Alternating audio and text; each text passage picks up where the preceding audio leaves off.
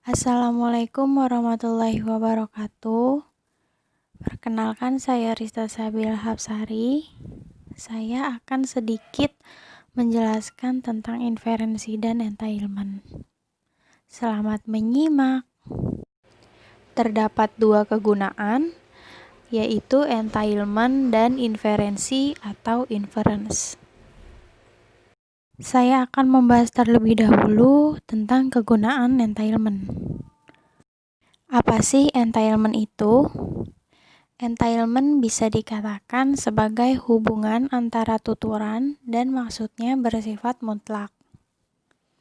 Definisi entailment didasarkan kepada kebenaran.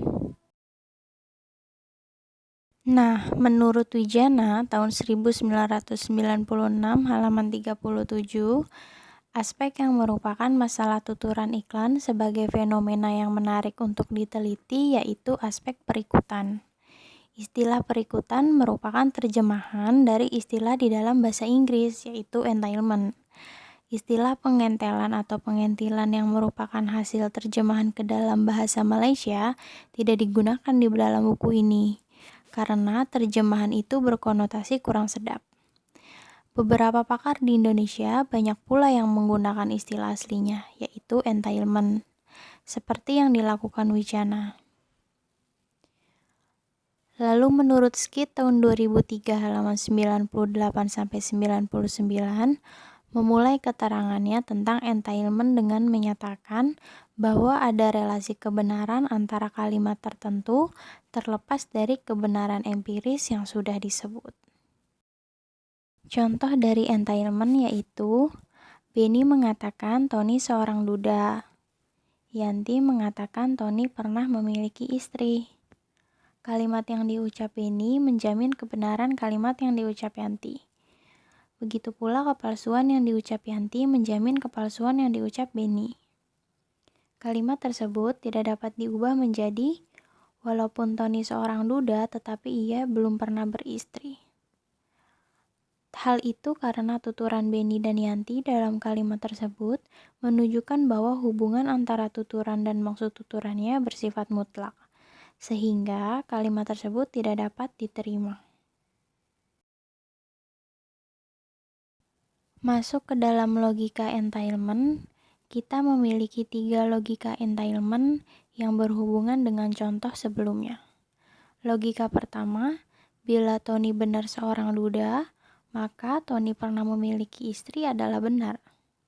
Logika kedua, bila Tony memiliki istri adalah salah atau tidak benar, maka Tony seorang duda juga tidak benar. Lalu logika ketiga, bila kalimat yang diucap Benny tidak benar, maka kita tidak dapat berbicara apa-apa tentang kalimat yang diucap Yanti, karena bisa salah, bisa juga benar.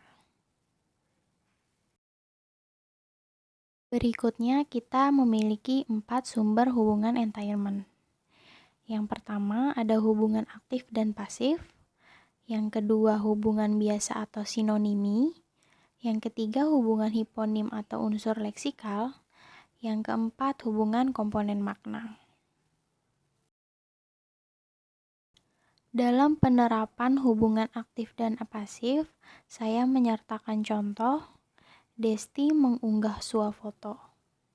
Swafoto diunggah Desti. Kalimat Desti mengunggah swafoto merupakan perlakuan aktif, sedangkan kalimat swafoto diunggah Desti merupakan perlakuan pasif. Kedua kalimat tersebut memiliki hubungan aktif dan pasif.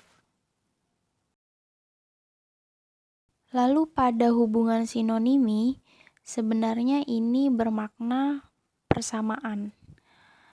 Contohnya, pada kalimat Emira mempunyai buku itu mengandung makna yang sama dengan kalimat buku itu milik Emira.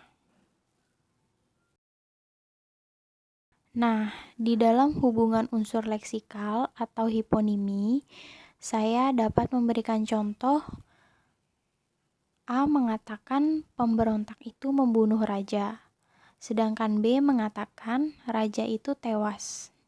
Sumber unsur leksikalnya yaitu hubungan antara kata membunuh dan kata tewas. Unsur kata membunuh meliputi unsur kata tewas. Hubungan itu dalam leksikon disebut hiponimi. Hiponimi dalam hubungan leksikal merupakan sumber terjadinya entailment. Lalu contoh lain, saya membeli jus. Saya membeli minuman. Kata jus adalah hiponim dari kata minuman. Terakhir adalah sumber hubungan komponen makna. Menurut Katz dalam Said tahun 2003 halaman 253, komponen makna bisa juga menjadi entailment dari sebuah kata. Contohnya, komponen makna barang yang disebut kursi. Kursi menurut Katz dapat berupa objek atau fisik, tak bernyawa, artifak, familiar, portable, berkaki, bersandaran, tempat duduk untuk seseorang.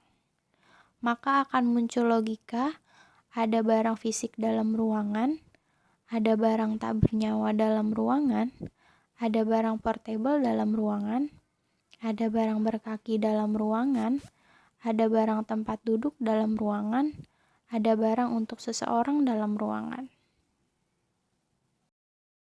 Selanjutnya kita akan membahas kegunaan inferensi. Apa itu inferensi? Inferensi merupakan sebuah bentuk penarikan simpulan yang berkutat melalui konteks. Hakikatnya, inferensi mengacu pada simpulan yang masuk akal. Menurut Kamus Besar Bahasa Indonesia tahun 2000 halaman 432, inferensi adalah simpulan atau yang disimpulkan. Sedangkan menurut Cummings tahun 1999, inferensi merupakan intisari informasi baru yang bersifat implisit dan eksplisit dari informasi yang diberikan. Sedangkan menurut Mulyana tahun 2005, mengartikan inferensi sebagai proses yang harus dilakukan pembaca yang secara harfiah tidak diungkapkan dalam wacana secara eksplisit. Sedangkan menurut Numertiasa dan Sutama tahun 2013, inferensi percakapan adalah proses interpretasi yang ditentukan oleh situasi dan konteks. Lalu Mulyana pun sepaham dengan yang dikatakan Nurmatiasa dan Sutama, yang menambahkan bahwa pengetahuan konteks sosiokultural menjadi aspek penting dalam memahami inferensi wacana. Inferensi berbentuk proses logis dalam menarik makna dari ungkapan konteks dan berhubungan dengan implikatur. Implikatur adalah makna tidak langsung atau makna tersirat yang ditimbulkan dalam ungkapan lisan atau tulisan. Kita memiliki 3 catatan untuk inferensi. Catatan pertama, inferensi terjadi bila proses yang harus dilakukan oleh pendengar atau pembaca untuk memahami makna yang secara harfiah tidak terdapat pada wacana yang diungkapkan oleh pembicara atau penulis. Catatan kedua, pendengar atau pembaca dituntut untuk mampu memahami informasi atau maksud pembicara atau penulis.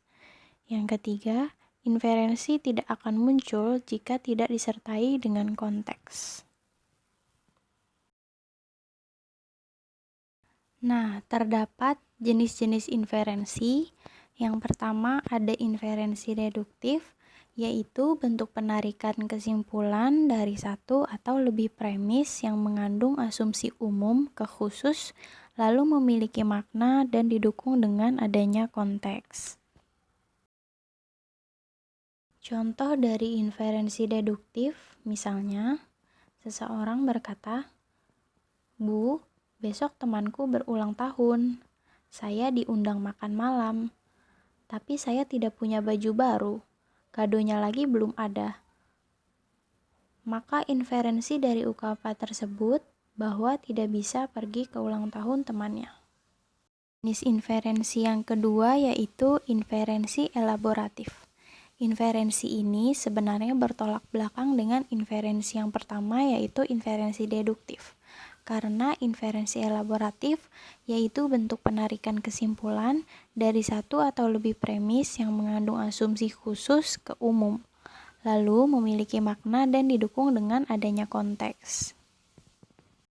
Inferensi elaboratif memiliki peran dalam interpretasi ujaran. Menurut Cummings tahun 1999 menggambarkan adanya integrasi interpretasi ujaran dari 3 subkomponen yang berupa abstrak atau pengetahuan dunia, abstrak atau pengetahuan komunikatif, dan fungsional atau interferensi elaboratif. Nah, yang satu ini adalah contoh dari inferensi elaboratif. Misalnya, dalam mengajar sejarah, seseorang dapat saja memulai dengan memberikan rangkuman mengenai peristiwa-peristiwa penting dalam sejarah. Kemudian menjelaskan rincian peristiwa-peristiwa penting itu. Ini dirinci dalam satu tahap sampai mencapai tingkat keterincian yang sudah dispesifikasi oleh tujuan.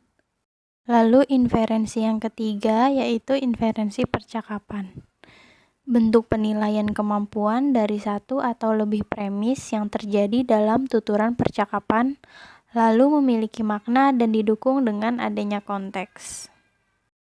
Inferensi percakapan adalah proses inferensi yang ditentukan oleh situasi dan konteks.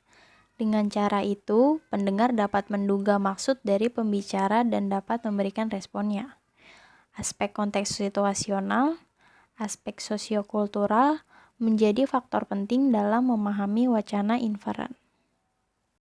Contoh dari inferensi percakapan, Dwi bertanya, "Ir, lihat Joko."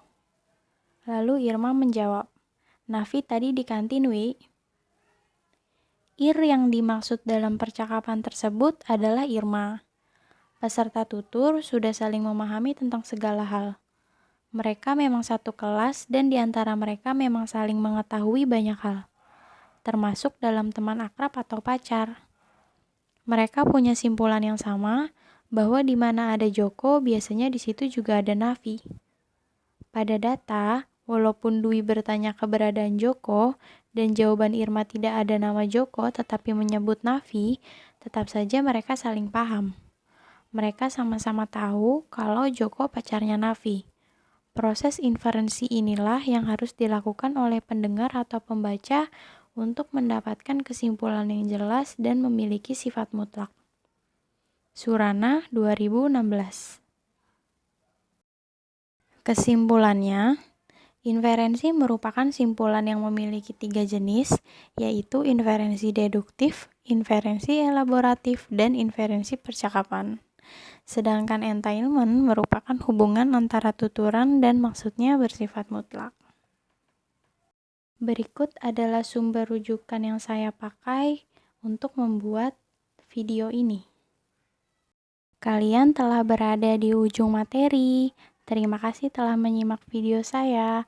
Mohon maaf bila ada kesalahan ketik, kesalahan pengucapan, atau kesalahan lainnya. Wassalamualaikum warahmatullahi wabarakatuh.